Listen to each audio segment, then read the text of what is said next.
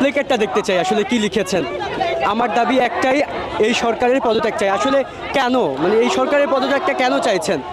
আজকে যে আমরা মিছিলে দাঁড়িয়েছি বা আমরা যে আন্দোলন নিয়ে দাঁড়িয়েছি, এই সরকারের ক্ষমতা সে যেভাবে অপব্যবহার করেছে তার জন্যই আমরা এখানে দাঁড়াতে পেরেছি। কারণ হচ্ছে ক্ষমতা পেলে ক্ষমতা হচ্ছে সুন্দরভাবে সেটা দেখাতে হয়, কিন্তু এইভাবে অপব্যবহার করতে হয় না। আজকে তার পদত্যাগের জন্য আমরা দাঁড়িয়েছি, কারণ যত হত্যাকাণ্ড হয়েছে, যত গণহত্যা হয়েছে, আমাদের ভাই বোনরা মরেছে, সব কিছু তার নির্দেশেই হয়েছে।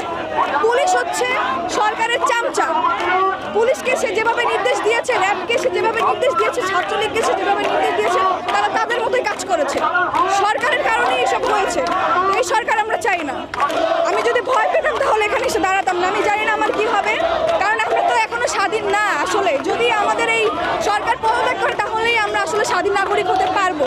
আমরা এখনো এই দেশে স্বাধীন না। স্বাধীনতা শুধু 1971 সালে